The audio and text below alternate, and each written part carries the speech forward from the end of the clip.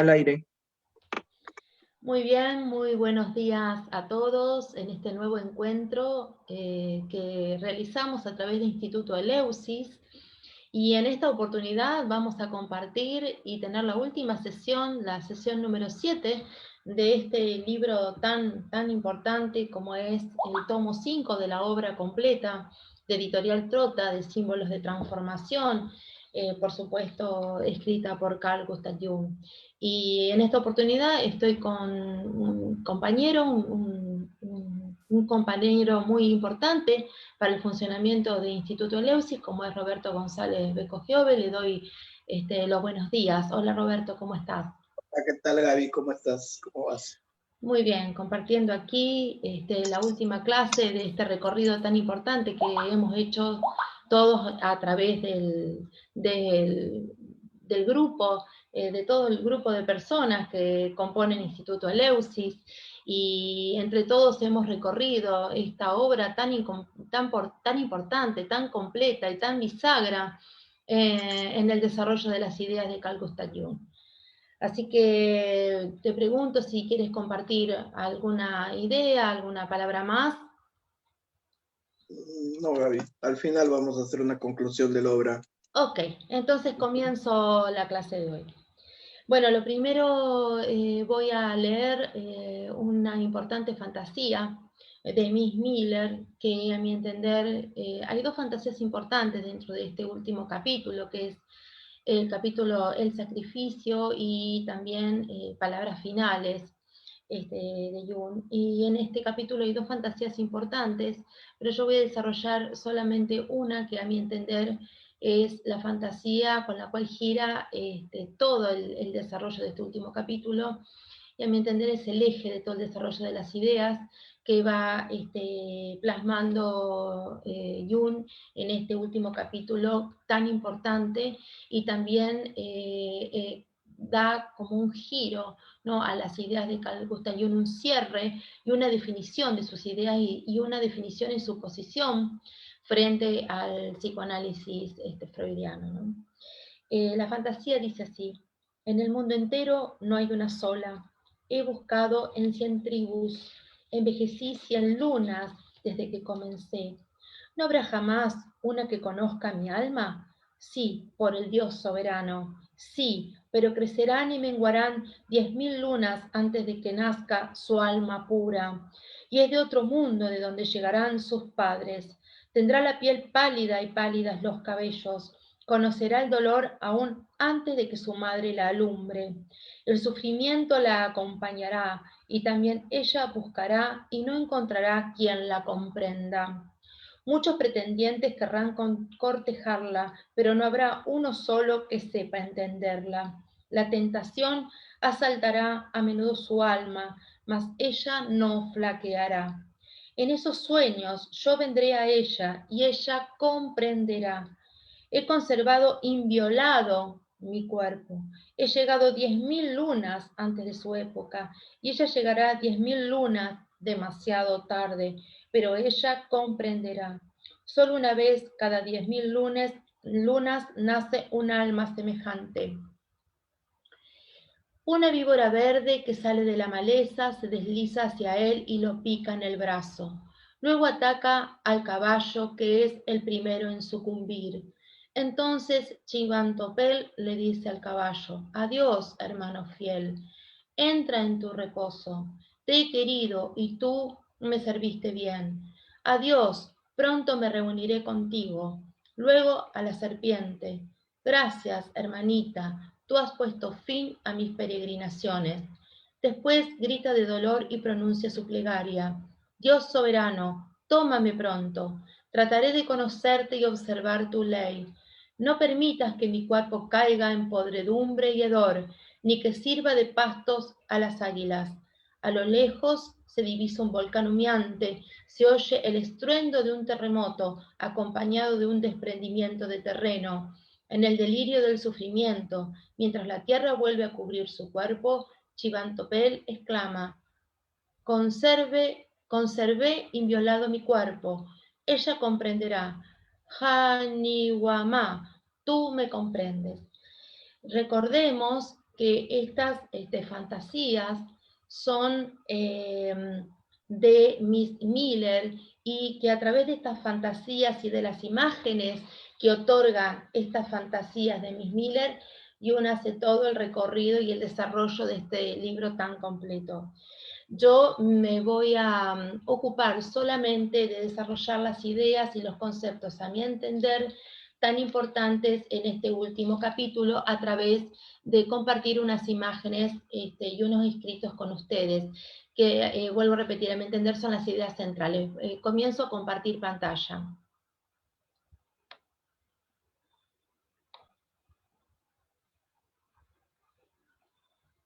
Espero, por favor, avísenme si se ve el PPT, por favor. Milker. Sí, ¿Hola? se ve. Ah, Sí, ok. se ve bien, Gaby. Ok, gracias. Bueno, símbolos de transformación, es el capítulo del sacrificio, el capítulo 7. También voy a analizar las palabras finales.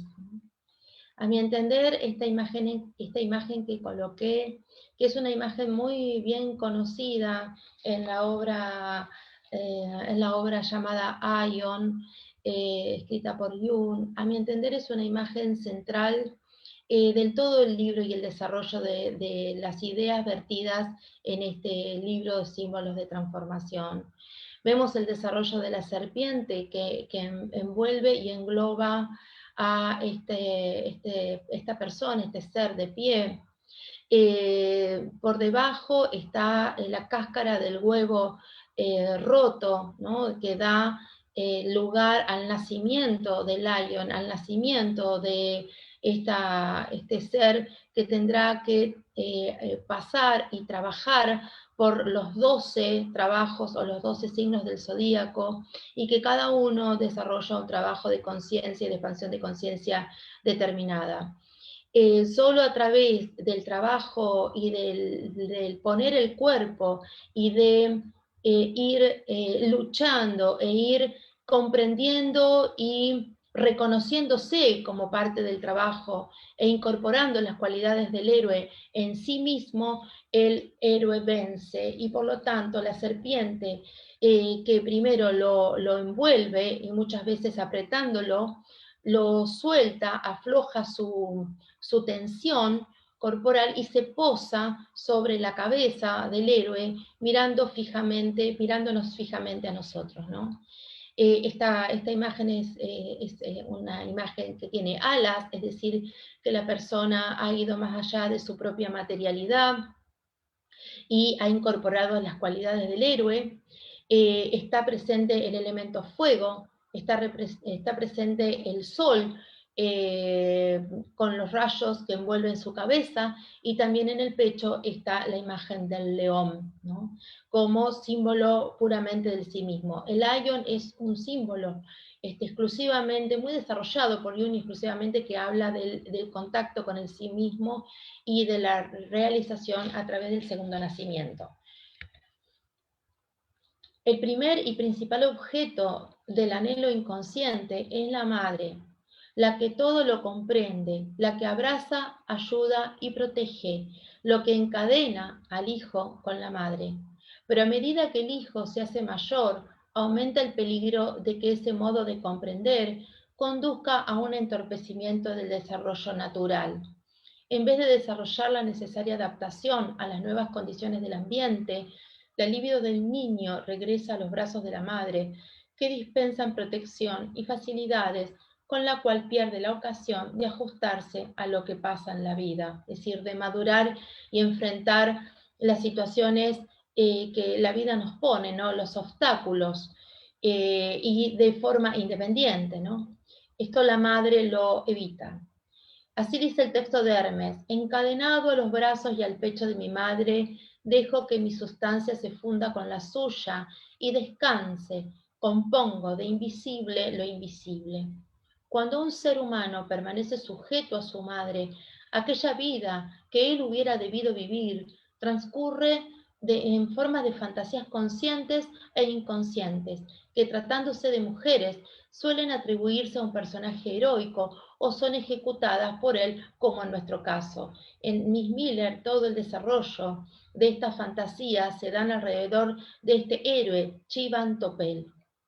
Es él quien entonces anhela un alma que comprenda quien busca y enfrenta la aventura que la persona consciente rehuye todo lo posible. Aquí hay una palabra importante para todo el desarrollo de Jung a través de las fantasías de Miss Miller, que es la palabra rehuye, rehuir de la responsabilidad de la vida y enfrascarse en las fantasías. Ella cree en su fuero interno que es ella, pero no, es la madre. Vive el drama de los dioses y el mero amor humano y mortal es un problema tan espinoso que éste prefiere ocultarse por todos los rincones antes que tocarlo en lo más mínimo. Miss Miller se había entregado al drama inconsciente y había sucumbido a su fascinación, lejos de conectarse con los hombres, los muchachos que la acompañan en este viaje por barco a través del mar.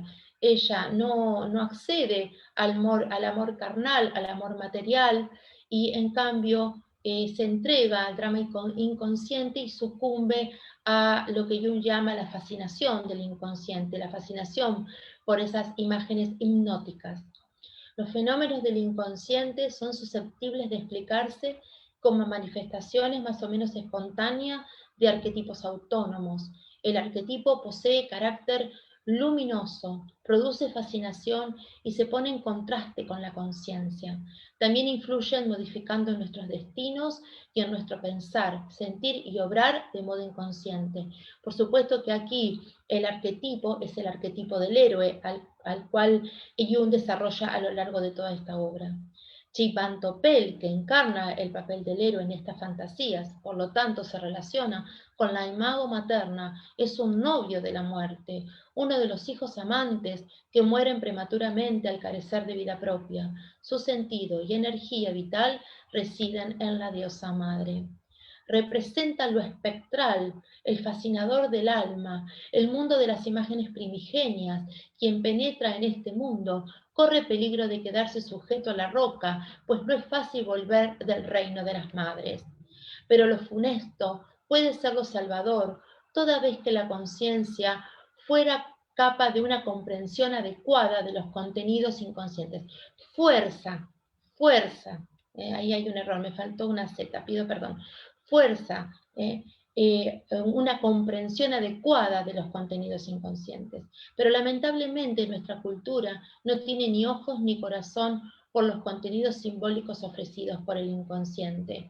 Chivan Topel representa lo que Miss Miller debería hacer y no hace, lo que podría ocurrir en la vida consciente y no ocurre. Aquí me parece muy importante subrayar que el mismo inconsciente no solamente es el que da las imágenes fascinadoras del alma, sino también es el quien entrega y da la clave y la posibilidad y fuerza a la realización del individuo, a su madurez y al enfrentamiento con la vida material. Lo que ocurre en la fantasía es compensatorio con respecto al estado o a la actitud de la conciencia. En este caso, Miss Miller no quería ni madurar, ni crecer y ir hacia la vida sexual plena, ni enfrentar los rigores y obstáculos que nos pone la vida. La libido que se ha apartado de la madre solo retrocede a regañadientes y se torna amenazadora como una serpiente, símbolo de la ansiedad mortal, puesto que la relación con la madre tiene que morir y de ello el individuo casi muere. En efecto, en la misma medida en que un hijo estaba supeditado a la madre, resulta violenta la separación, y cuanto más fuerte fuerza el vínculo roto, tanto más peligrosa se le enfrenta a la madre en forma de lo inconsciente. Jung la va a llamar a esto la mater saeva cupidinum, la madre feroz de los deseos, es decir que en realidad es una madre devoradora como una serpiente, ¿sí? Que traga por entero a su presa, pero también el símbolo de la serpiente es muerte, pero también es vida. es veneno, pero también remedio. Es decir, que en la misma clave está la resolución. También Jung nos va a hablar de las criptomnesias, es decir, no todas nuestras representaciones son adquisiciones individuales, porque Jung se va a plantear por qué aparecen estas imágenes que no son vividas por el propio individuo en una vida presente, en su vida presente, ni siquiera en la infancia. ¿De dónde aparecen estas imágenes? A estas imágenes Jung las va a definir que están guardadas en las criptomnesias y que no son representaciones o adquisiciones individuales. Es por eso que no podemos recordar de dónde hemos aprendido, o surgen ciertos contenidos o imágenes o acciones que no están vividas en la vida individual, sino que vienen vividas en la evolución filogenética, es decir, son adquisiciones antiguas, son adquisiciones primigenias, como por ejemplo el pisar, el danzar, el abrir la tierra con el talón del pie, tienen significación procreadora o la de volver al seno materno. ¿Sí? El ritmo de la danza sume al danzarín en un estado inconsciente, en el seno materno, por ejemplo, los derviches, en las danzas de todas las culturas antiguas, en donde la danza es tan importante y fundamentalmente lo es el pie, como por ejemplo en la cultura japonesa con los pies de loto, ¿no? El pie tiene una significación de volver a la madre, el pie tiene una significación sexual, el pie tiene una significación de procreación, y en muchas culturas se cortaba el pie y se ponía a exposición y a veneración de los seguidores, por ejemplo, en la formación de una determinada religión o en un determinado rito. El pie tiene alta significación, por eso también son tan hipnóticos la compra de zapatos, ¿no? El zapato y el pie tiene una significación muy importante en nuestro inconsciente, que es abrir la tierra, estar con la madre, volver a la madre.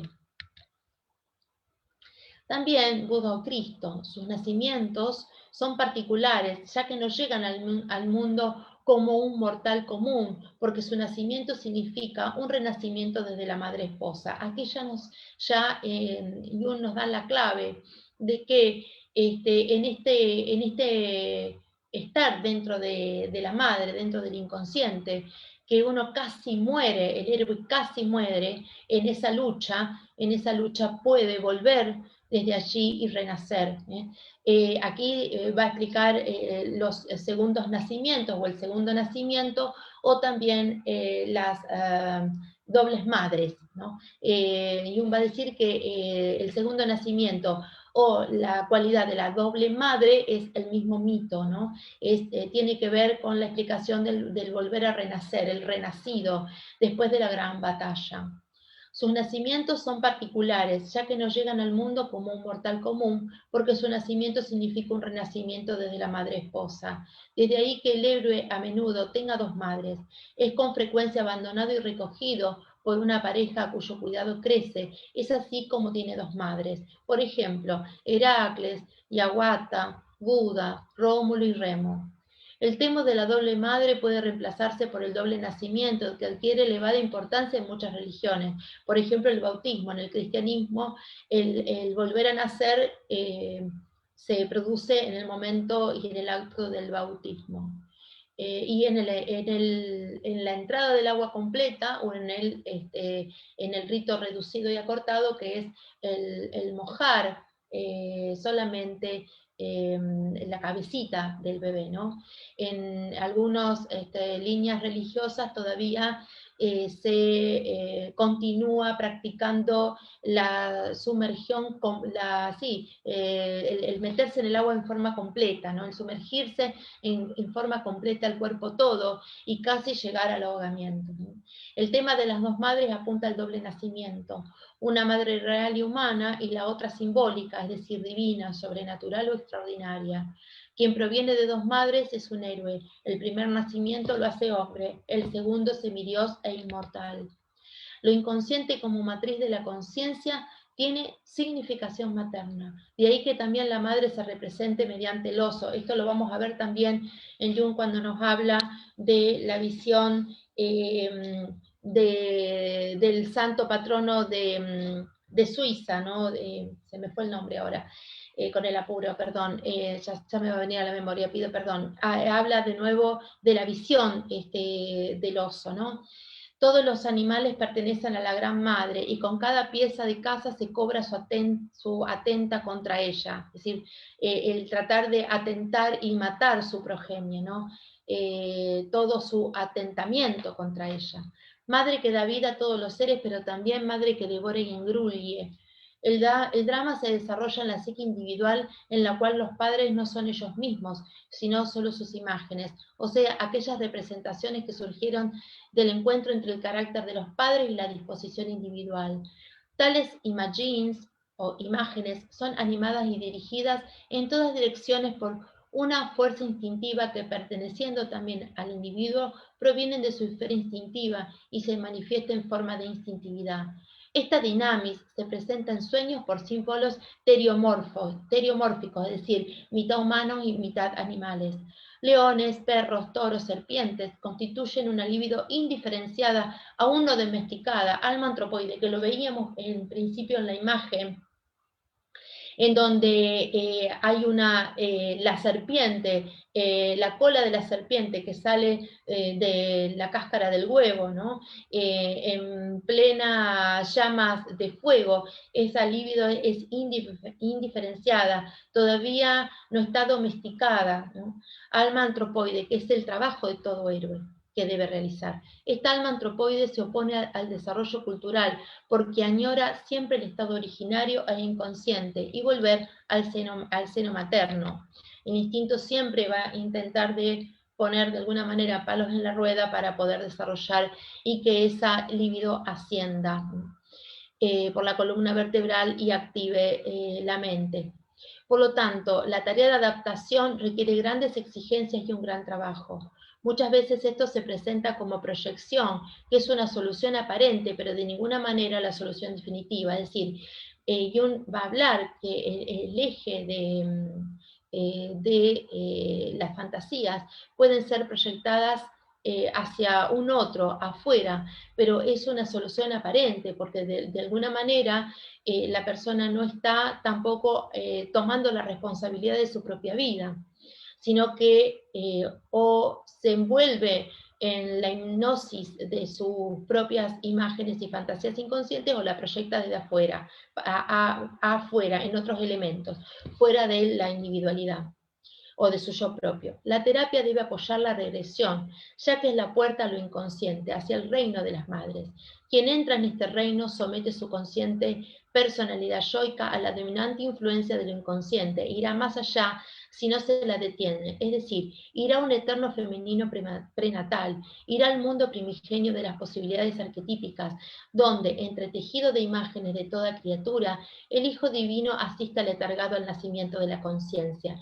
Ese hijo es el germen de la totalidad, que lo caracteriza, los símbolos que le son peculiares. Aquí Jung habla que en realidad la terapia apoya la regresión, es decir, porque no toda regresión es negativa, es decir, la regresión es positiva si uno va en busca de las imágenes arquetipales que están en el inconsciente y las trae a la conciencia, las elabora y las incorpora como propias.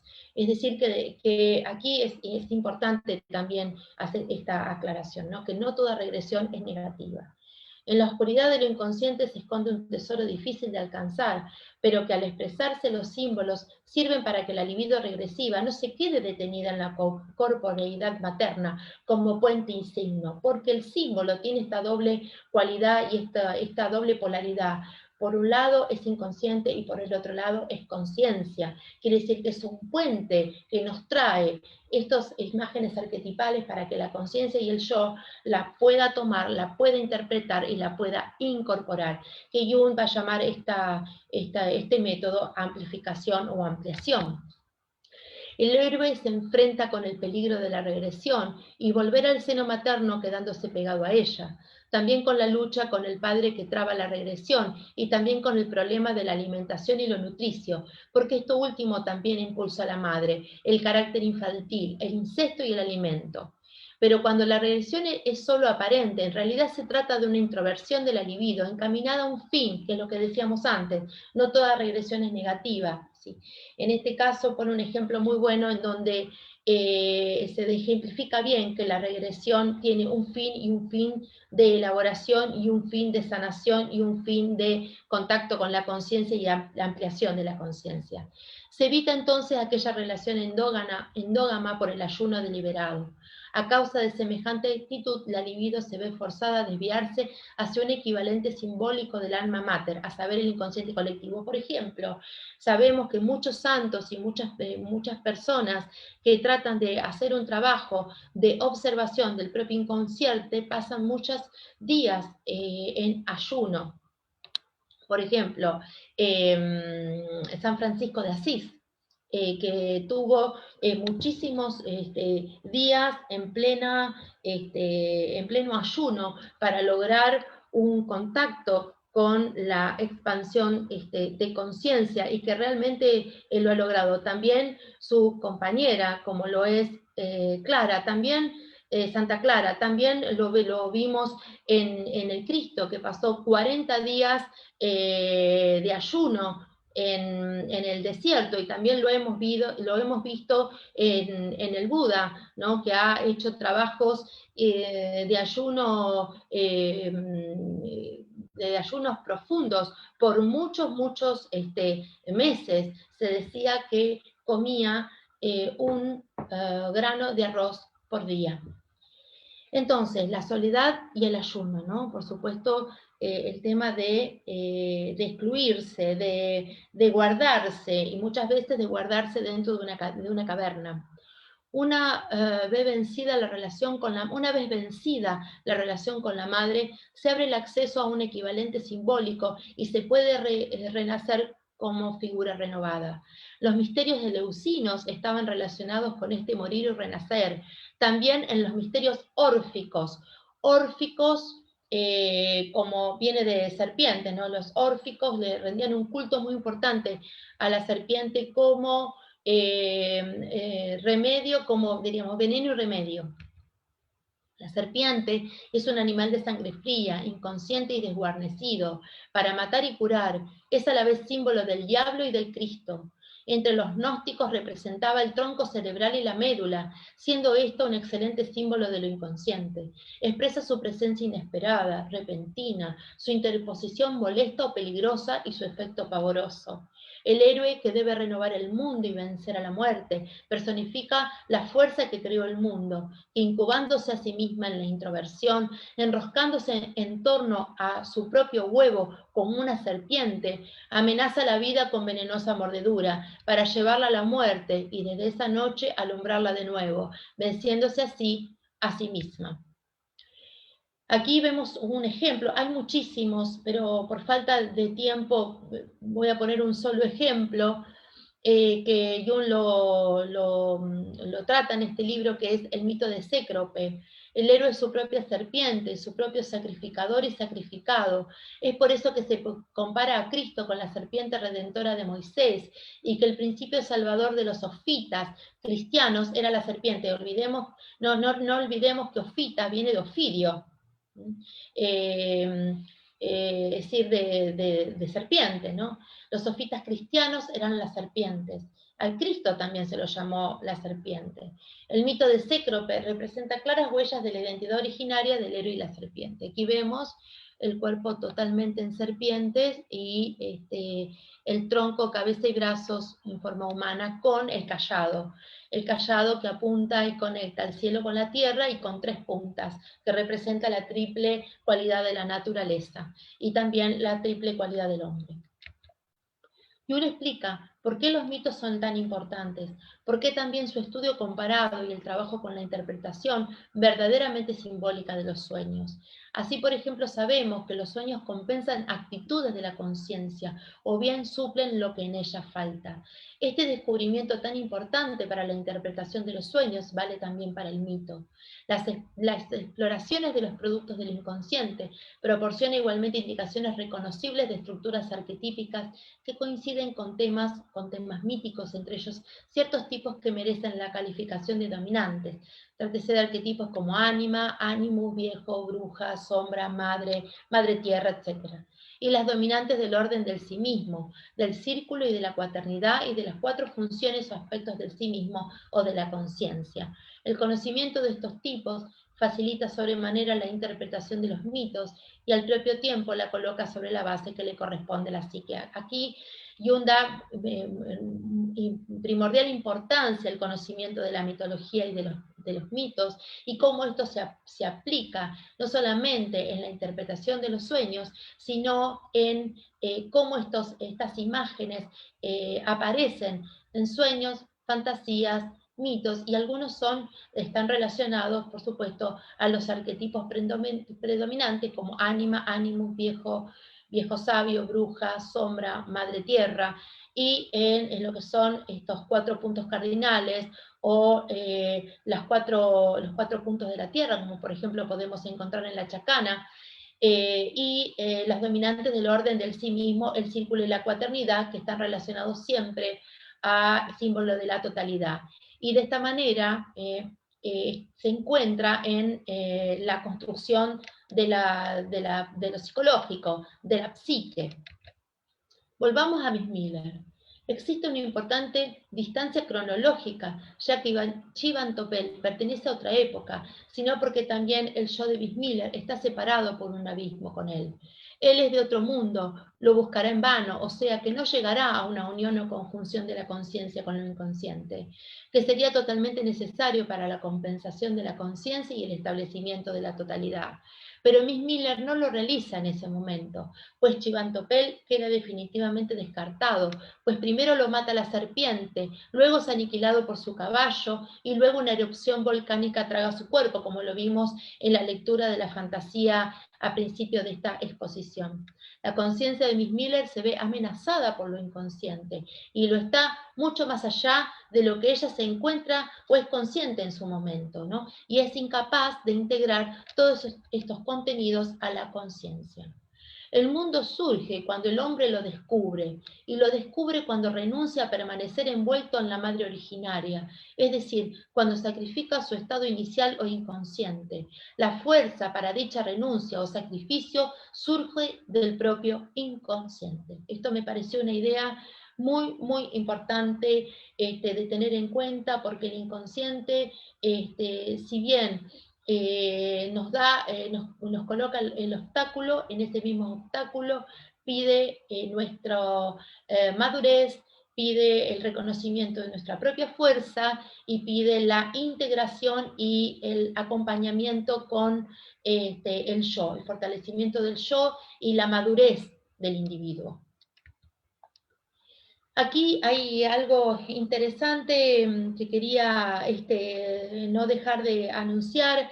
Hay una crítica a Freud, que esta crítica que tiene casi 2 hojas, realmente no me excedía el tiempo para poder extractarla, pero hay esta frase está que ven aquí, está en las palabras finales de esta obra, y me pareció muy interesante como resumen a lo que Jung desarrolla en 2 hojas muy importantes, en 2 hojas muy importantes, en 4 páginas, a la crítica de Freud. Y la frase dice: no considero el cultivo de la ciencia como una competencia para tener razón, sino como un trabajo destinado a acrecentar y ahondar el conocimiento. Este libro, Símbolos de Transformación, está dirigido a los que piensan de la misma manera. Creo que Jung apuesta a todo el conocimiento de una manera enteramente científica y enteramente del lado de la investigación, más allá del prejuicio y más allá de las competencias. Lo más importante es que tiene lugar un sacrificio que opera en el inconsciente, y se opera un proceso de transformación cuya dinámica, contenidos y sujetos son en sí inconscientes, pero resultan indirectamente visibles para la conciencia por el hecho de que suscitan un material de representaciones que se halla a la disposición de ésta, y hasta cierto punto se visten con él. Por ejemplo, pieles, cabezas de animales, danzas rituales, con seres humanos inmolados, etc. Sigue trabajando. Jung realmente en esta obra es muy pródigo y muy generoso en la cantidad de imágenes, de símbolos, de mitos y rituales de todo el mundo que trae para explicar la profundidad y la importancia de las fantasías de Miss Miller, en este caso, que es el caso que estamos desarrollando, como lo puede ser en todo individuo que entra en un análisis, en un trabajo consigo mismo, ¿no? De revisar su inconsciente para integrarlo. Los procesos inconscientes son magnitudes autónomas, por lo tanto Jung descarta que el inconsciente derive de la conciencia, sino al revés. Yo creo que esta es una de las grandes diferencias entre Freud y Jung. El inconsciente no es un epifenómeno de la conciencia, ¿no? Sino que el primero es el inconsciente y luego es la conciencia. Miss Miller delega el acto de importancia moral, y Jung se apena por esto, ¿no? Miss Miller delega el acto de importancia moral a Chivantopel y se limita a aplaudir como espectadora, evidentemente sin sospechar que Chivantopel, que representa su ánimo, es llevado a realizar lo que ella misma omite. Esto la coloca en un lugar peligroso que Jung no puede prever. Y para ir terminando, las palabras finales. Lo inconsciente actúa en forma independiente y hace desfilar ante los ojos de Miss Miller imágenes que ni ella misma sospechaba su origen y que no creó conscientemente y que por lo tanto considera ajenas y extrañas. Es difícil suponer que Miss Miller pudo haber asimilado el héroe a su personalidad consciente. Es decir, Jung lo pone en duda, pero sabemos que después lo ha logrado, ¿no? Por comentarios y por las clases que hemos tomado con el profesor Galán.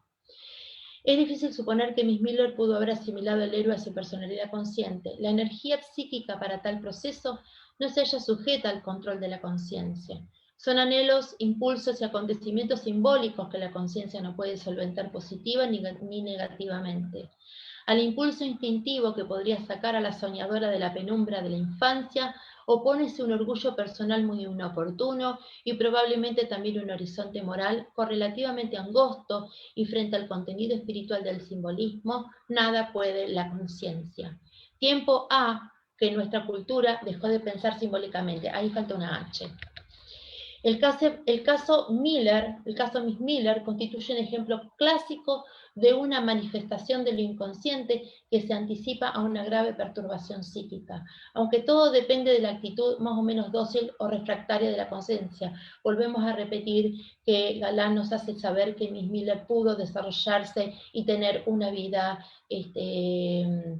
cotidiana y insertada en la sociedad, ¿no? Y con vínculos saludables. Mi propósito era explorar un sistema de fantasías en relación con sus fuentes. Sueños y visiones, fantasías y delirios son expresiones de situaciones en donde se encuentra el paciente. Es esencial entender la situación del paciente en toda su extensión y en todos sus aspectos, entre los cuales figura evidentemente la compensación inconsciente. Mecanismo súper importante que Jung no solamente da como eje la proyección, sino la compensación y la regresión saludable, ¿no? La regresión de ir en busca, no la regresión de quedarse en el inconsciente, sino de ir en busca de las imágenes inconscientes para traerlo a través de la amplificación a la conciencia. Según Jung, todo médico que quiera practicar psicoterapia debería conocer estos alcances, ya que lo que realmente se necesita es una ciencia del alma y no una teoría de ella. Bien, aquí hemos terminado mi exposición.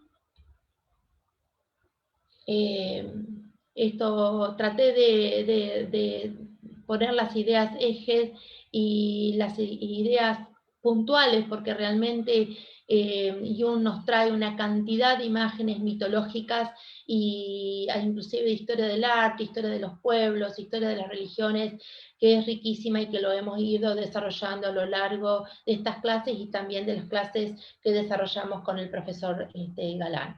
Así que Roberto, te dejo la palabra y te paso la clase, y bueno, muy agradecida por mi parte de todos los alumnos que nos han acompañado en estas clases y también de todos mis compañeros de Instituto de Eleusis. Así que muchísimas gracias. Bueno, muchas gracias, Gaby. Voy a ver si puedo compartir acá un momento.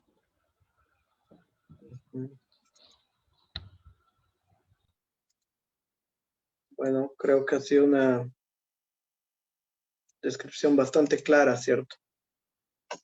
De este capítulo. Lo que vamos a hacer es un cierre, ¿no? Y sobre todo las conclusiones. Y bueno, hemos venido revisando esta obra a lo largo de 7 semanas. Es una revisión bastante exhaustiva, ¿no? Detallada, tanto en las mañanas con Gabriela como en las noches con Ada y José.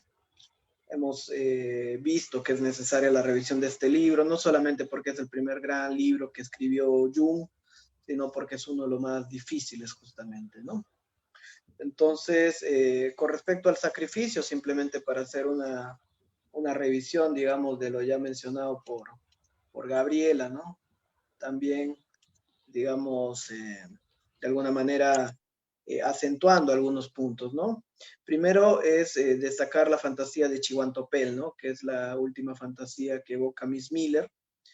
Sabemos que en la mirada junguiana el contenido inconsciente es de suma importancia. En la época, digamos, de Breuer, ¿no? Jung, Freud, se solía pensar que los contenidos de los pacientes, por ejemplo, los contenidos psicóticos, eran contenidos que no tenían ningún valor, ¿no? Que eran contenidos accidentales. Entonces Jung empieza a darse cuenta que en realidad los contenidos del paciente psicótico tenían una correlación con la propia historia personal, ¿no? El caso que él relata en Introducción a la Psicología Analítica, de esta paciente que hacía un movimiento muy parecido al que hacían los fabricantes de zapatos, y cuando el hermano va a la clínica, ¿no? Cuando había fallecido la paciente, Jung le pregunta si su padre vendía zapatos o algo así, ¿no? Y el hermano le cuenta que esta mujer se había enamorado de un zapatero, ¿no? Y entonces Jung le llama la atención que en esa mente quebrada, ¿no? Disociada, seguía conservándose la imagen del ser amado a través de ese movimiento catatónico, ¿no? Otro caso de un hombre que, bueno, se había enamorado de una mujer casada, y que la mujer, cuando vio que el romance avanzaba, digamos, decidió ir hacia atrás, abandonando a este hombre, que hizo un brote psicótico, ¿no? Entonces, y él fue a buscar a la mujer, ¿no? Trató de buscar me parece que la mujer era inglesa, no estoy seguro, pero buscaba a la reina de Inglaterra, ¿no? Que él decía que era su suegra, ¿no? Para darle un ramo de flores. Entonces él fue atrapado, y entonces Jung dice que entrando a la fantasía de este paciente, pudo entender que él se había enamorado de esta mujer, ¿no? Inglesa, y que él en su imaginario pensaba que ella era la princesa de Inglaterra. Y entonces, ¿por qué no podía ser otra, ¿no? Siendo la más bella de ese país. Y entonces lo que de alguna manera descubre Jung es que los contenidos inconscientes, ¿no? Las fantasías, los sueños, algo que ya había mencionado también Freud, obviamente, ¿no? Y toda la tradición del romanticismo alemán. O sea, el contenido inconsciente tiene un sentido, tiene un significado, no es casual. Y entonces lo importante es si esto tiene una aplicación clínica, que es lo que va a tratar de demostrar Jung, ¿cierto? Entonces, las fantasías son asumidas como una realidad. Un concepto básico en la mirada junguiana es el concepto de la realidad psíquica, ¿cierto? Y otro el de la vida simbólica. Entonces, esto quiere decir que las fantasías, por más que parezcan una cosa, digamos, irrelevante, ¿no? Para el mundo de la conciencia y la lógica racional, poseen su lógica, ¿no? Pero una lógica simbólica. Y son tan reales como cualquier otra realidad, ¿no?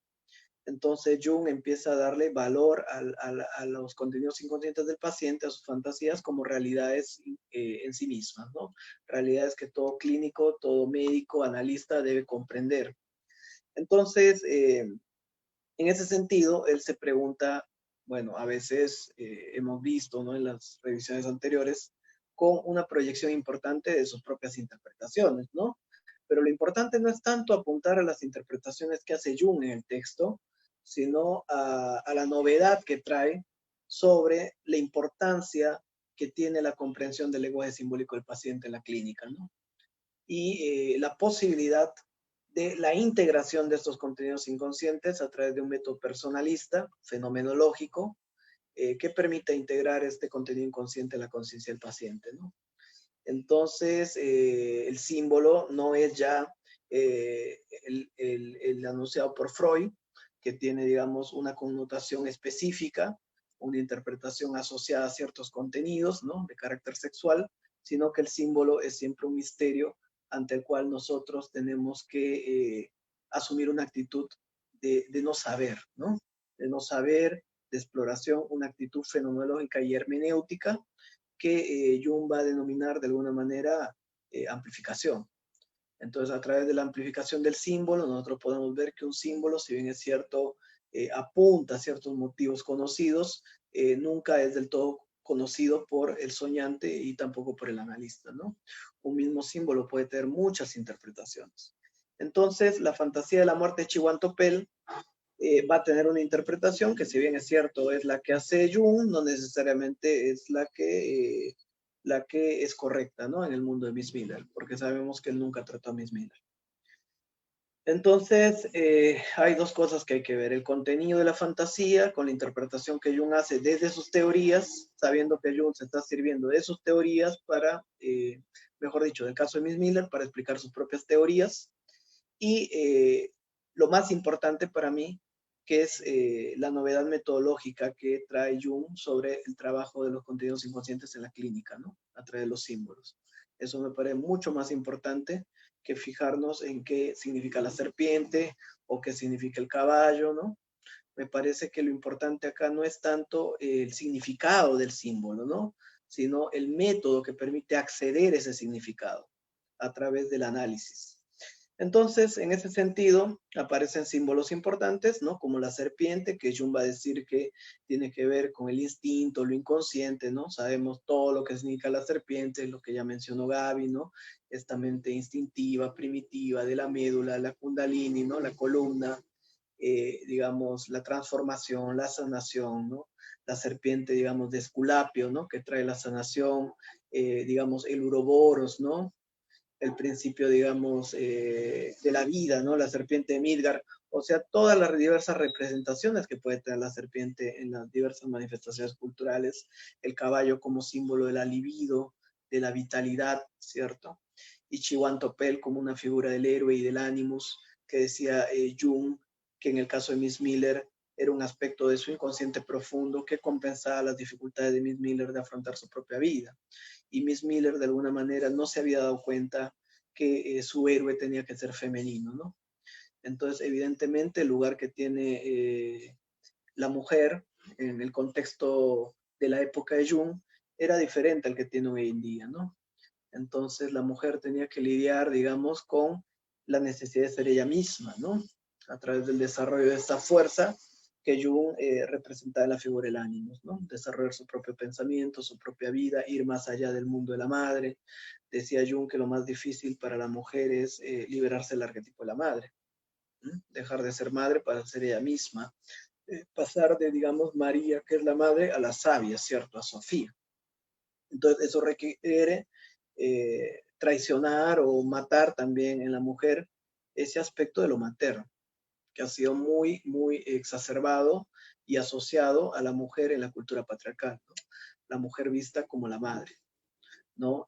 Pero muy poco se ha difundido la idea de la mujer vista como un ser capaz de ser ella misma, ¿no?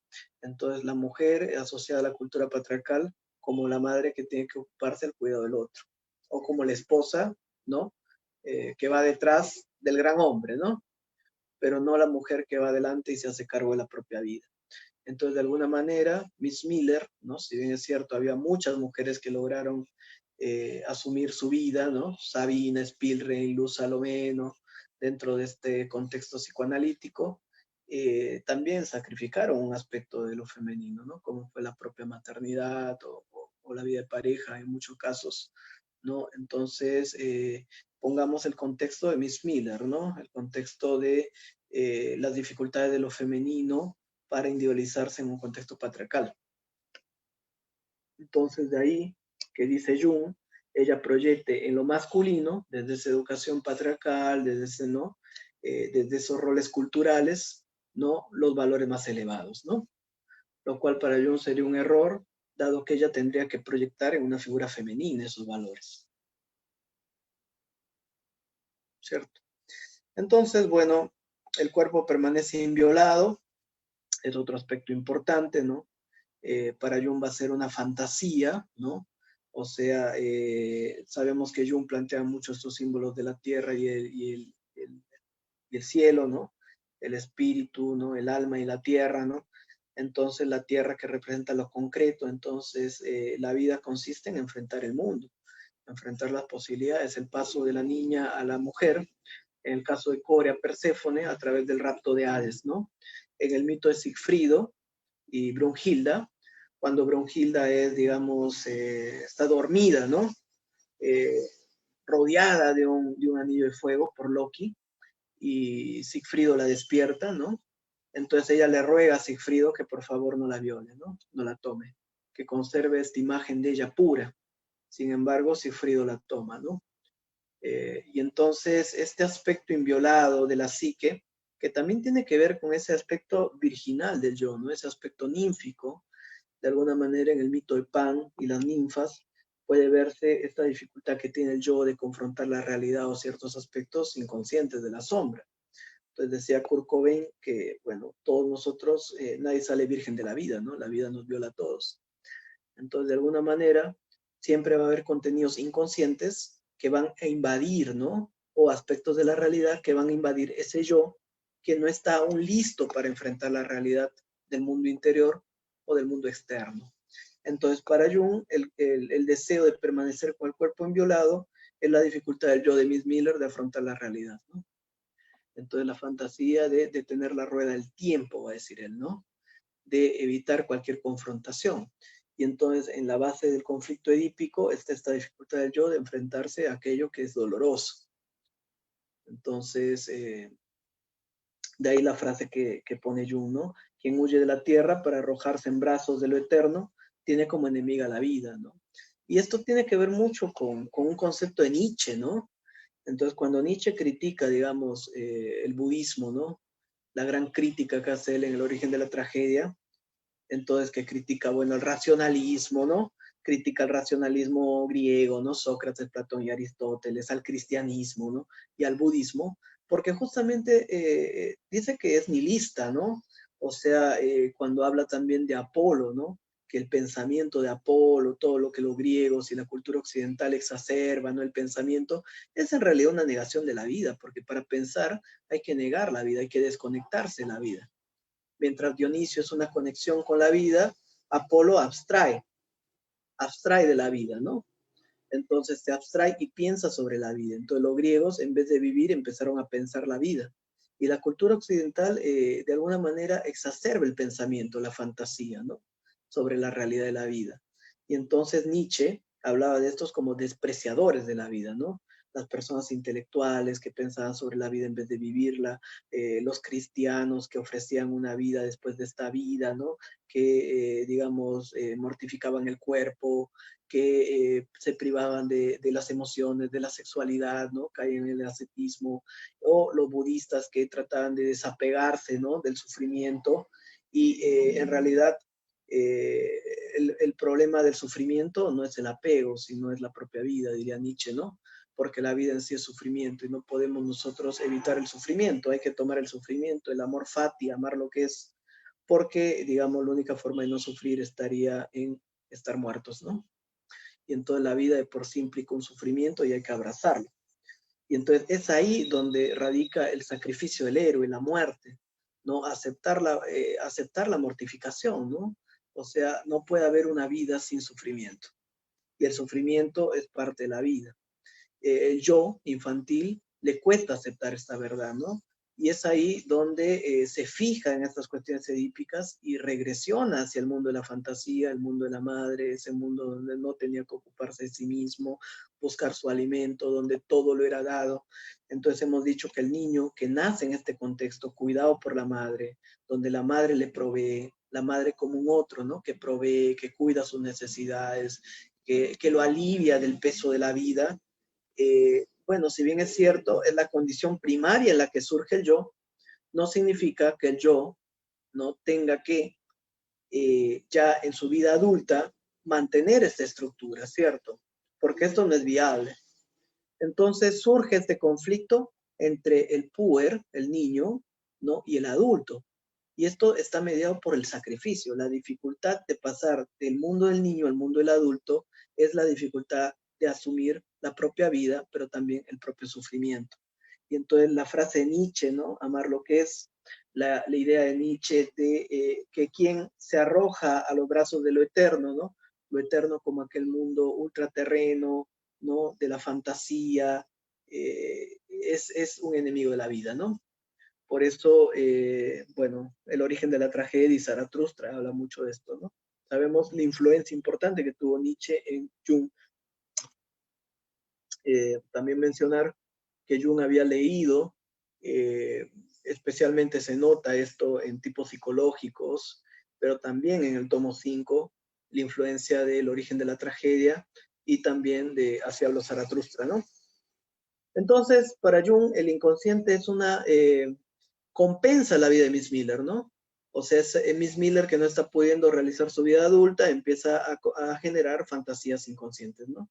Entonces la muerte del héroe anuncia la irrupción de lo inconsciente, y la irrupción del inconsciente, en efecto, va a decir Jung, constituye un auténtico peligro para la conciencia, ¿no? Este es uno de los aspectos más importantes del libro, cuando este no es capaz de captar e integrar con su entendimiento los contenidos que han irrumpido en ella, ¿no? Entonces, Jung plantea que lo inconsciente en realidad puede traer las soluciones, pero cuando esto no es integrado, supone un riesgo de disociación importante que podría explicar la psicosis, ¿no? Recordemos que Jung está sosteniendo el origen psicógeno de la psicosis, ¿no? De la demencia precoz. Entonces, cuando se produce algo así, como una irrupción, va a decir él, de lo inconsciente, lo normal es que se trate de una situación en la que lo inconsciente se adelanta a la conciencia. Esta se ha quedado de algún modo atascada y lo inconsciente pone ahora fin a la situación de parálisis, tomando la iniciativa y haciéndose cargo de la transformación en el tiempo. Los contenidos que afloran entonces en la conciencia representan en forma arquetípica lo que la conciencia tendría que haber vivido para no quedarse paralizada. Entonces esto es importante, ¿no? Entonces en este sentido el símbolo, el síntoma, incluso la patología o la crisis disociativa no sería, digamos, algo a tratar o resolver, sino sería un intento, ¿no? De la propia psique de restituir un equilibrio que ha sido perdido, ¿no? Entonces esto es importante, por lo tanto el síntoma sería el primer movimiento de sanación de la psique, más que algo que hay que eliminar o que viene desde fuera. La interpretación de Jung es que Miss Miller quería detener la rueda del tiempo, ¿no? Quería evitar, digamos, la madurez, así como Dorothy, ¿no? Dorothy, de alguna manera, o Alicia, ¿no? Se pierde en el mundo de la fantasía, en el mundo mágico de Oz, o en el País de las Maravillas, para evitar las dificultades propias de la vida adulta, ¿no? El problema del amor, el problema de la familia, el problema de la sexualidad, el problema de la adultez. Entonces, personajes que en el umbral, en la adolescencia, ¿no? Entre la niñez y la adultez, hacen una gran crisis, ¿no? Una gran crisis regresiva, como un intento de negarse a la posibilidad de crecimiento, ¿no? El neurótico trata de escabullirse de la obligación de vivir, dice Jung, pero no consigue nada más que cargarse el peso de una vejez y una muerte presentidas, que hacen mucho más crueles la falta de contenido y sentido de su existencia. Deseos de inmortalidad y anhelo de volver a nacer son fantasías asociadas a esto. La figura de Dionisio va a aparecer también en este capítulo, es muy importante, la correlación con el vino y con Cristo. Sabemos que Dionisio, digamos, ¿no? Fue criado por Sileno, ¿no? Sileno, este borracho, dios de la bebida, ¿no? Dios menor de la borrachera. Entonces, que cuando el rey Midas lo coaccionó para que dé su sabiduría, proclamó la terrible verdad de Sileno, ¿no? Narrada por Nietzsche, que es que lo mejor para el hombre es no haber nacido y, ¿no? Digamos, lo peor es haber nacido y lo mejor es morirse pronto, ¿no? Porque el ser humano, digamos, que es arrojado al mundo en términos existenciales, prácticamente viene a sufrir, ¿no? Sileno se mantenía ebrio de alguna manera para confrontar y lidiar con esta conciencia, ¿no? Entonces la conciencia trae el sufrimiento, y esto se ve en todos los mitos, como el mito de la expulsión del paraíso, o como el mito de Prometeo, ¿no? Encadenado, pero también el mito cristiano. Entonces podemos ver ya a Semele, ¿no? La madre de Dionisio, que quería de alguna manera contemplar el verdadero rostro de Zeus, ¿no? Engañada por Eros, le pide a Zeus que muestre su rostro y muere calcinada. Entonces Dionisio es sacado del útero de la madre muerta y gestado en la pierna del padre, ¿no? El Zeus. Y entonces Dionisio, el nacido dos veces, es un símbolo de este doble nacimiento, que es un aspecto tan importante en la psicología analítica. El hombre nace dos veces, ¿no? Nace a la vida y nace a ser el mismo. Al igual que Cristo, Jesús, para convertirse en Cristo, requiere atravesar el camino de la cruz, o sea, el camino del sufrimiento. Entonces es a través de la mortificación, del sufrimiento, de la confrontación de la conciencia con los aspectos inconscientes, con la sombra, ¿no? Con la nigredo, que uno logra este proceso alquímico, ¿no? Esta, digamos, transfiguración de la materia en espíritu o de lo inconsciente en conciencia. Entonces Dionisio va a ser un símbolo de la vida, que también trae esa dualidad, la vida que representa por un lado el vino, ¿no? Y la sangre. Entonces, el sentido de la vida está en la vida misma. Mientras Apolo, digamos, eh, representa el orden, la belleza, la perfección estética, el pensamiento, el mundo de la fantasía, de los sentimientos y los pensamientos sublimes. Dionisio representa la confrontación con la realidad de la vida, ¿no? Una realidad que siempre es caótica, que implica el dolor, locura, sufrimiento, sexualidad, instinto, mientras Apolo evoca lo elevado, Dionisio evoca lo profundo, ¿no? Lo terreno. Y entonces el sentido real de Dionisio como dios de la borrachera es embriagarse, pero embriagarse de la propia vida, ¿no? A diferencia de Sileno, que se embriaga para evitar el sufrimiento, ¿no? Para olvidar esta verdad terrible de nuestra existencia, que es una existencia que, según Schopenhauer, ¿no? Y Nietzsche, carece de sentido fuera del hecho de vivir. El sentido de la vida y la clave pareciera ser por Dionisio embriagarse, pero de la propia vida, ¿no? No un embriagarse para evadir la vida, sino un embriagarse de la vida. Entonces, el vino es la vida misma. Y entonces la única forma de lidiar con la falta de sentido y ser uno mismo es viviendo la propia vida. De ahí la frase de Jung también, que no hay que imitar a Cristo, hay que ser Cristo. Entonces, Miss Miller no estaba viviendo la vida, estaba viviendo a través de la fantasía. Entonces, y esto es lo que hace mucha gente, o vive a través de los otros, de los mandatos sociales, o de las fantasías, o de lo que se cree que debe ser. Como diría Heidegger, cae en un estado de interpretado, ¿no? En el mundo él se dice, en un estado de inautenticidad.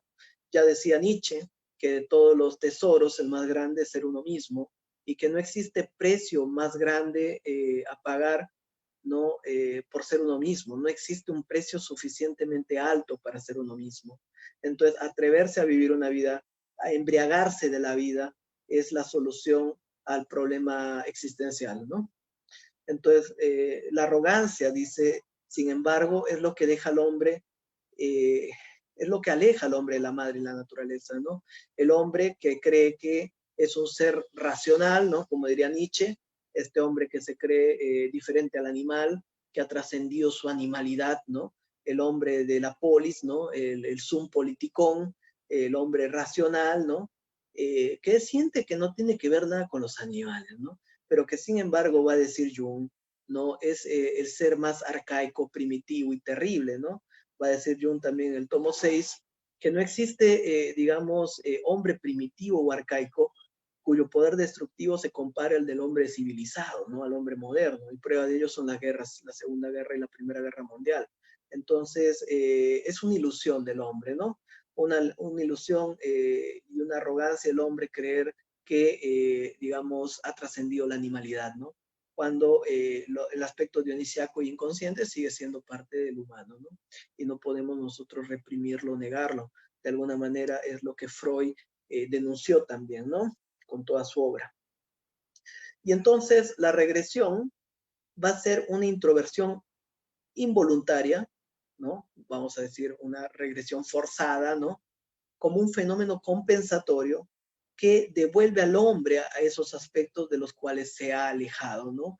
De sus contenidos inconscientes, de lo dionisiaco, de su propia alma. Entonces, en cuanto el hombre empieza a vivir hacia afuera, el inconsciente, por compensación, lo trae de vuelta hacia adentro, ¿no? Sin embargo, esa regresión puede tener sus propios riesgos, ¿no? Entonces, la libido, acá hay un error, la libido tiende a un objeto que hace la vida digna de vivirse. Entonces, sin embargo, la libido no puede quedar atrapada en ese mundo del inconsciente, en ese mundo de la madre. Y viene la necesidad de liberarse de esa influencia, ¿no?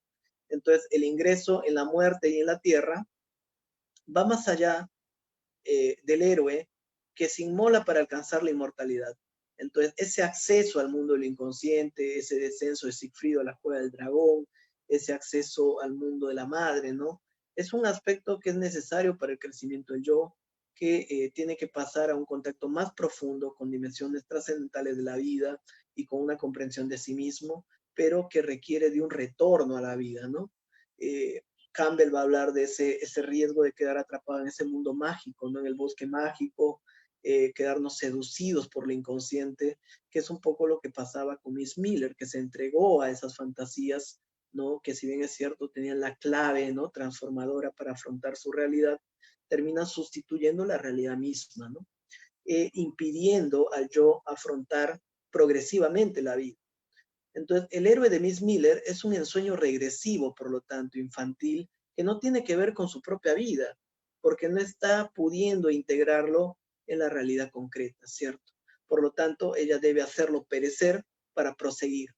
El sacrificio es básico en el proceso de ideación. Lo que hay que sacrificar en este mundo en este caso es el mundo de la infancia, ¿no? El mundo de la fantasía. Entonces, la renuncia a la creación del mundo de lo fantasiado va a generar, sin embargo, una nostalgia de ese mundo de la madre, ¿no? Entonces, en cuanto a lo inconsciente, no se vuelve algo creativo, sino algo regresivo que fija al yo en estas fantasías, se requiere de este sacrificio, ¿no? Entonces, va a decir Jung que en la prohibición del incesto, o sea, citando a Freud, sale al encuentro la añoranza infantil de la madre. Esta añoranza del mundo de la madre no es una añoranza sexual, no es, digamos, recordemos la crítica que hace Jung a la teoría de la sexualidad de Freud, ¿no? Sobre todo en la infancia. Él decía bueno, este deseo incestuoso de la madre, tiene que ver más con una proyección, con una interpretación que hace Freud que con la realidad de la psicología infantil, que el niño está mucho más influido, digamos, por los padres, él diría, está bajo el encantamiento de los padres, ¿no? Y no tiene una psicología propia, ¿no? Sino que está influido básicamente por la personalidad de los padres. Entonces Jung rechazaba esta idea del perverso polimorfo, ¿no? O del incesto como, digamos, condición primaria del yo infantil, ¿no? Y entonces más bien el incesto sería un aspecto simbólico, ¿no?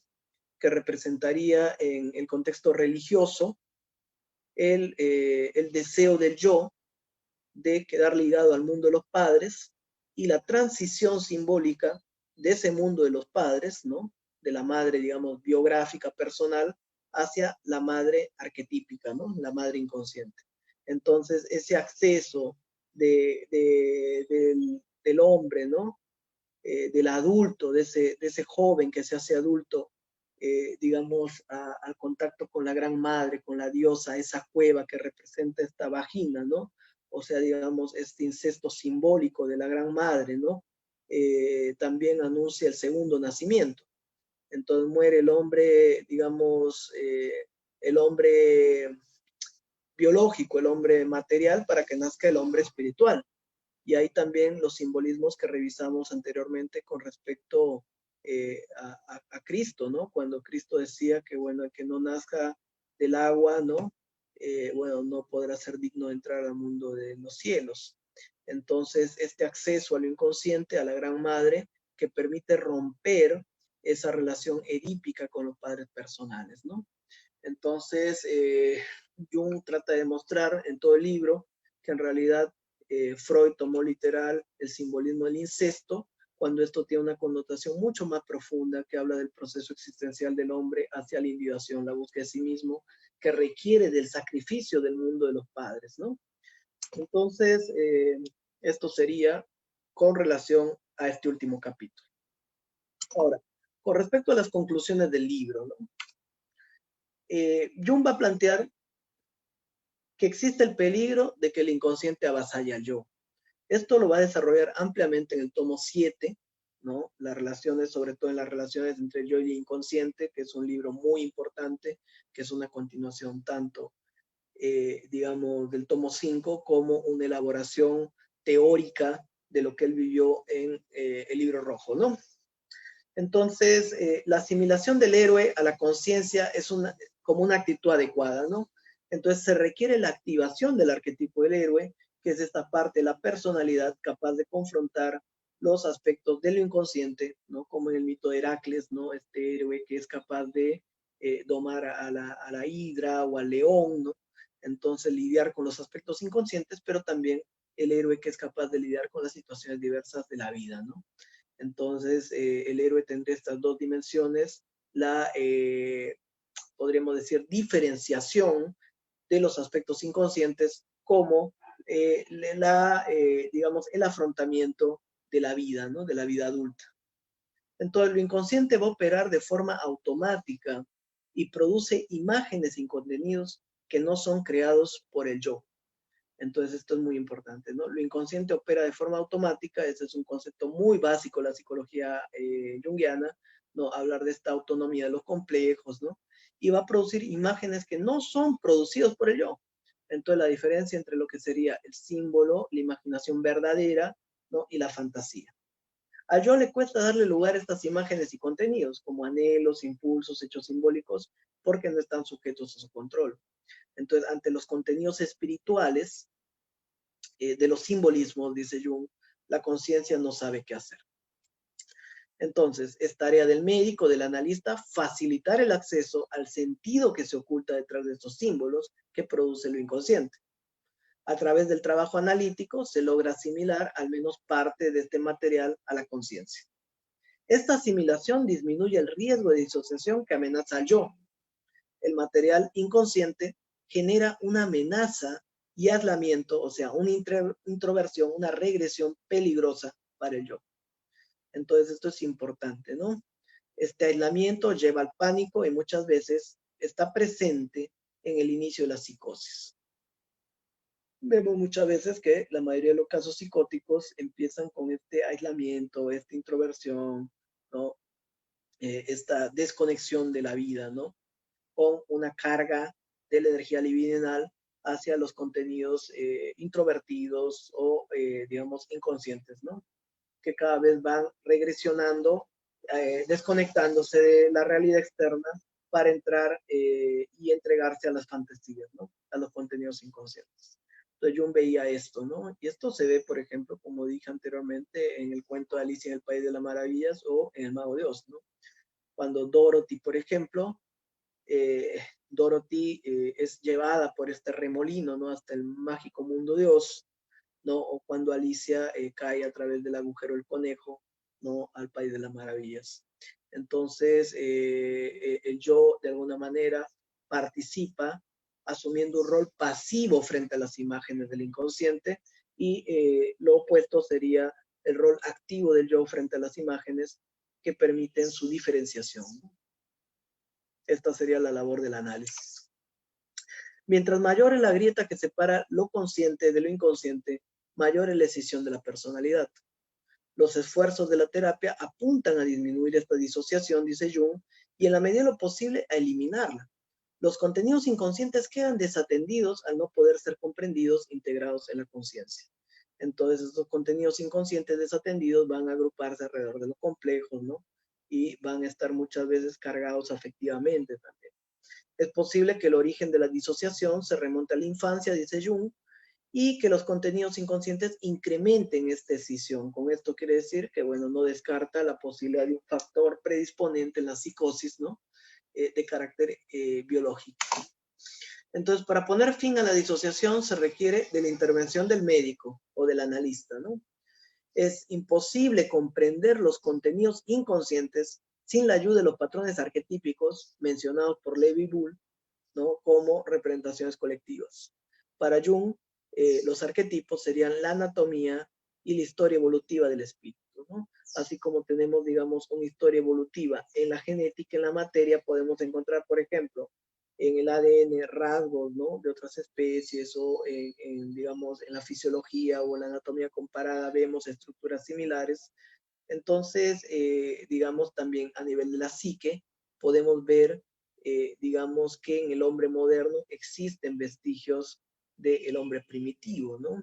Entonces, este es uno de los puntos más importantes que plantea Jung, que es la existencia de aspectos filogenéticos, ¿no? Aspectos inconscientes colectivos, que los contenidos inconscientes no se limitan únicamente a la esfera de lo personal, sino que involucran aspectos de carácter arquetipal, ¿no? Entonces se requiere de una psicología estrictamente personalista, dice, para superar las disociaciones neuróticas.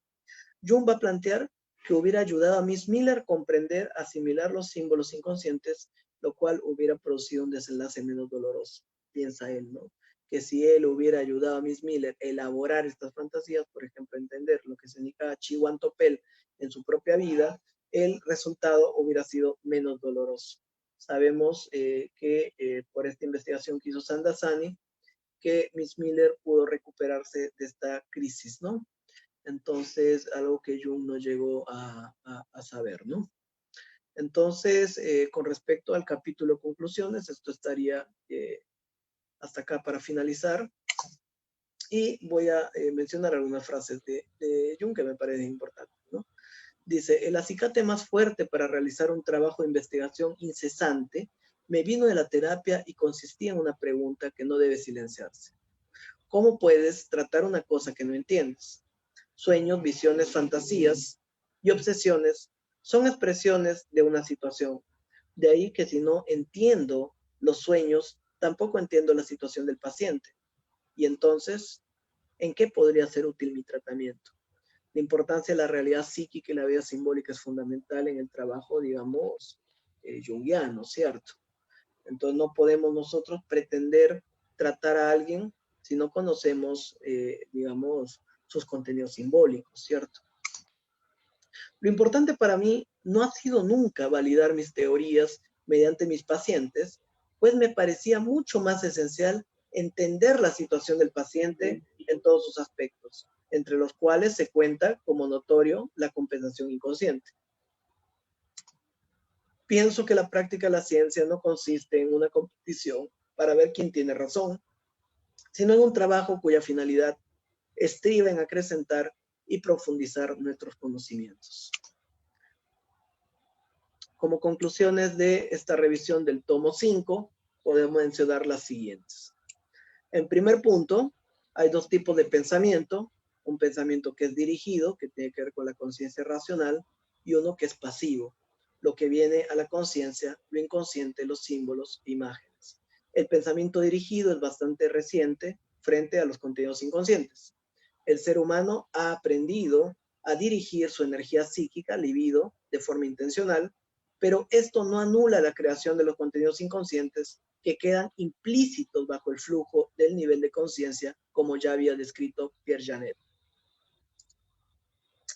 Segundo punto es que hay una fase creadora y de despliegue del yo, que Jung va a asociar al himno creador, y una fase de repliegue, contacto con uno mismo y preparación para la muerte, que es lo que él va a llamar la canción de la polilla.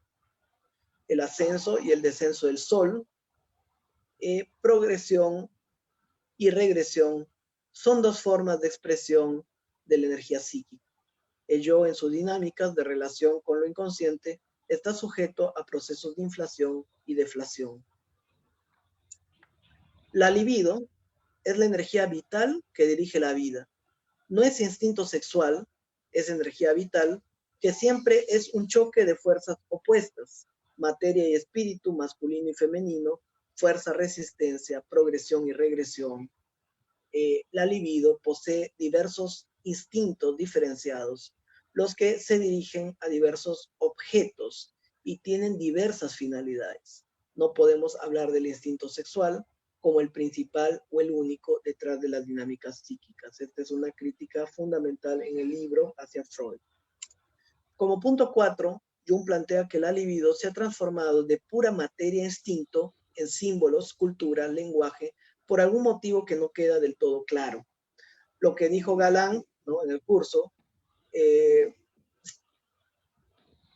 ¿no?, que parece que la prohibición del instinto, la prohibición del incesto, en sentido amplio, no como el incesto literal, sino como la capacidad de frenar el impulso del instinto, es lo que produjo el desarrollo de la corteza cerebral y posteriormente de la cultura.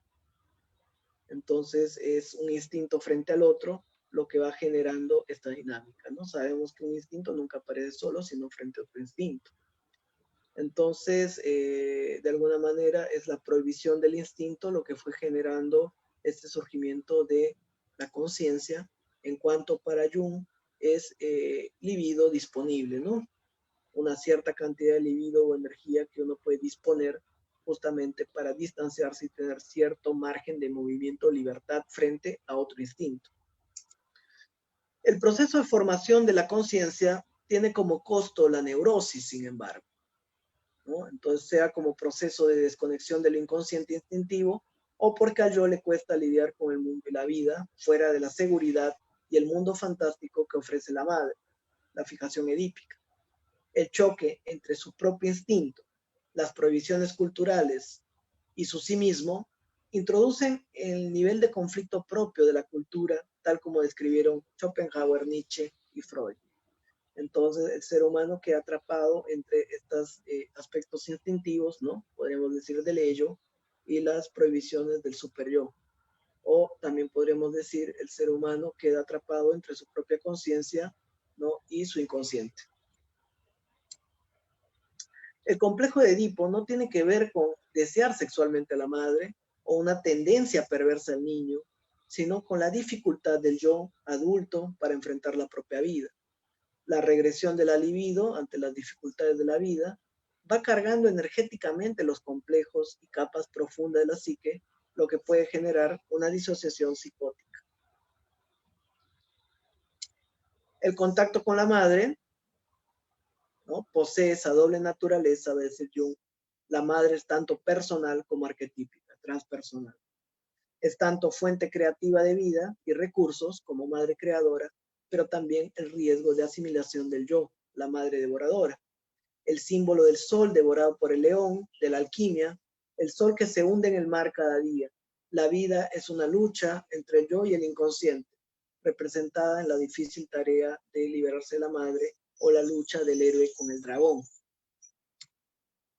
La génesis del héroe encarna esta figura, siendo un arquetipo central luego de las figuras de la madre y del espíritu creador.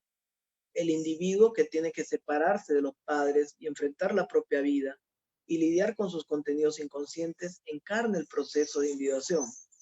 Para ello, el héroe debe diferenciarse de la madre, lo cual es una tarea difícil en cuanto esta es un símbolo del inconsciente.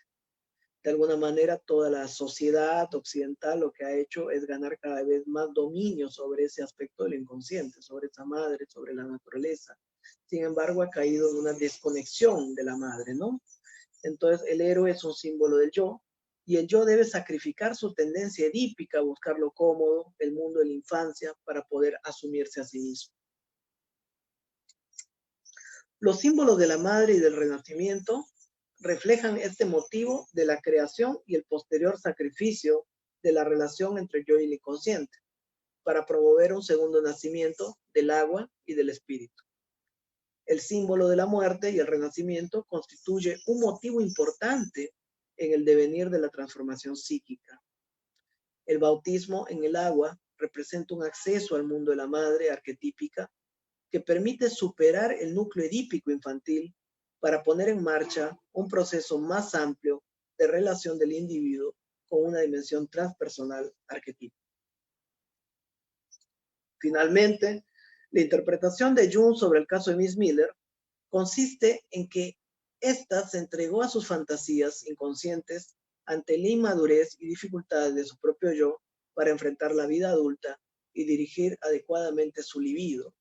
Eso terminó finalmente empujándola a una disociación psicótica. Intenta así desarrollar una teoría integradora de sus trabajos previos. Para la comprensión psicodinámica de la psicosis, la teoría de los complejos, la teoría psicoanalítica y la psicogénesis de los trastornos mentales. Bueno, eso sería todo. Hasta acá creo que hemos podido hacer una revisión importante. No sé si alguien de ustedes tendría alguna pregunta, algún comentario. No sé, Gaby, si quisieras tú comentar algo.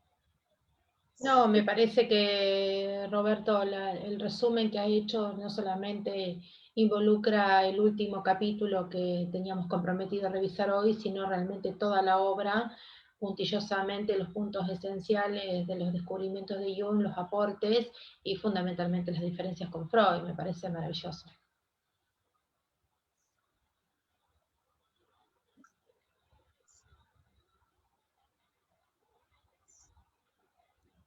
Entonces, Si creo alguien... que, no sé si alguien tiene algún comentario de lo que hemos venido viendo.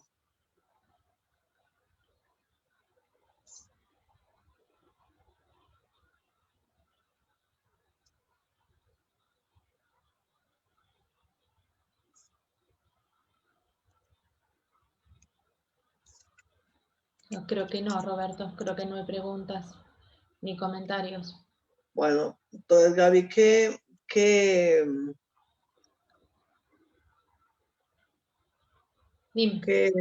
podríamos concluir de esta obra entonces, Gaby? La obra, toda aquella persona que quiera involucrarse en el mundo junguiano, en las obras completas, en el recorrido de sus ideas, me parece una obra fundamental para conocer.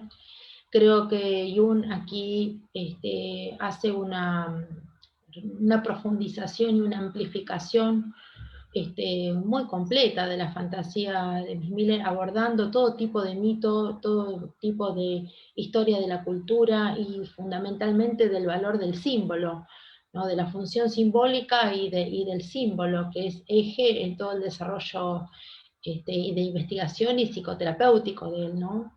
Y fundamentalmente sacando el objeto de estudio sexual e instintual solamente y meramente carnal, sino como parte de un desarrollo que tiene una meta y un objetivo mucho más amplio, que es la mera sexualidad, y fundamentalmente digamos, el alcance y el teleológico, ¿no? Más allá, trascendente, más allá del individuo, en un drama que es mucho más amplio que el mismo. Me parece que Jung aquí es muy importante esta idea que aporta, y también en el método científico que, digamos, muchas veces era sacado por fuera, la propia religión, los propios íconos o imágenes que daban las religiones, o la producción de las mismas fantasías o delirios de los enfermos mentales no se tenía en cuenta, se desvalorizaba, se ninguneaba, y él lo pone en el centro de su investigación. Me parece que esto también es muy rico, y justamente es un aporte súper interesante, que es de aplicación presente, ¿no? Me parece que los aportes que ha hecho Jung en esta obra son tan actuales que es como leer, si se me permite, el periódico de hoy, ¿no? La importancia que hay que darle a las fantasías individuales, y que pueden tener, si no se canalizan bien, y si no se presta la debida atención, unas consecuencias que no solo pueden afectar al individuo, a su entorno, sino a toda una sociedad y a todo un planeta, ¿no? Y pueden torcer el recorrido de la historia, ¿no? Como fueron las guerras mundiales, o como podríamos hoy hacer tanto análisis en la desaparición de muchas razas y de muchas culturas que son tan caras y tan importantes en la evolución de la humanidad con respecto a sus avances de conocimiento, a cómo se da a tener una preponderancia, a tener un lugar muy importante el tema de los sueños, las imágenes y los mensajes que vienen en los sueños, la cultura pictórica, la producción artística.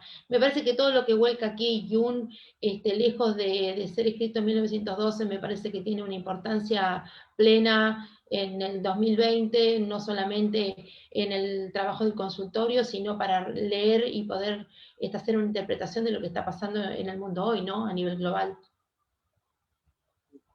Y muy poco estudiado, ¿no? Muy poco comprendido Sí, aún. exactamente. Claro. Más porque se toma en esta obra mucho,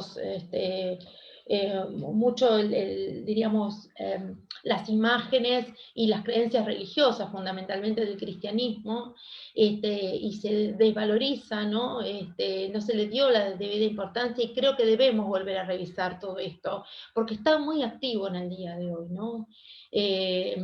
No solamente en la fantasía y lo que se puede llegar a presentar en la clínica, sino en el movimiento social. Creo que tenemos que volver, yo personalmente creo que hay que sentarse, cerrar el libro, volver a abrirlo y volver a revisarlo y volver a repensar estas cuestiones que para mí son tan importantes en este presente.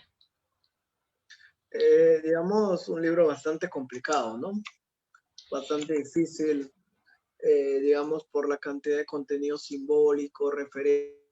Sí, sí, pero bueno, nos invita a hacer un estudio en las religiones comparadas, nos invita a hacer un estudio en las filosofías y en las mitologías de modo comparado. Me parece que todo aquel que quiere meterse en un estudio concienzudo y serio de la obra de Carl Gustav Jung debe tener estos recorridos filosóficos, mitológicos y de imágenes simbólicos de todos los pueblos, ¿no? Porque si no, la obra de Carl Gustav Jung, que no solamente es este tomo 5, sino toda la obra permanentemente hace referencia a este estudio. Y no solamente en las religiones occidentales o en las producciones filosóficas de Occidente, sino de Oriente, ¿no? Me parece también muy importante meterse en ese estudio y es tan importante. Realmente, Roberto, vos siempre en todas tus clases traes permanentemente las imágenes mitológicas y lo traes al presente, no solamente los mitos griegos, sino mitos de otros pueblos, y realmente es el eje para poder entender Jung. Sí, bueno, también me parece importante la referencia a la filosofía, ¿no? Claro que Porque sí. digamos que Jung era un gran conocedor de autores, ¿no? Como Sí, claro. Schopenhauer, ¿no? Sí, había Justamente. leído completamente la obra de Kant y la entendía al dedillo, ¿no? Y que fue una de las críticas que le hace él a Freud. Bueno, y después va a haber también una importante, digamos, va a haber una importante referencia, ¿no? También de alguna manera, a, a todos estos autores en tipo psicológico, ¿no? Que va a ser el siguiente trabajo que él va a hacer, Sí. ¿no? Digamos, todo este trabajo de símbolo de transformación es también un desembocar de todo el trabajo previo que él había hecho de las investigaciones experimentales, la psicogénesis de los trastornos mentales, el contacto con Freud, ¿no? Freud y el psicoanálisis. Entonces, todo esto, digamos, desemboca en el tomo 5.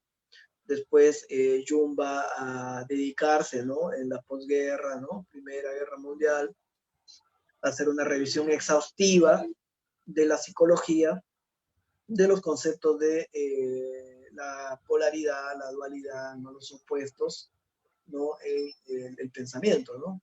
Va a comenzar por el pensamiento, digamos, antiguo y medieval, donde Jung se va a dar cuenta que siempre las diversas psicologías han tratado de clasificar los tipos de personalidad, ¿no?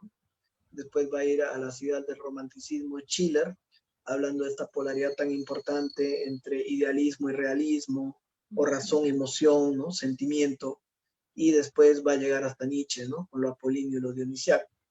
Entonces, a raíz de eso va a empezar él a hacer una revisión muy exhaustiva de los diversos intentos de clasificación de la personalidad, ¿no? Derivando en este gran texto que es el tomo 6, que es tipos psicológicos, donde él hace la clasificación de la personalidad básicamente en 8 tipos, ¿no?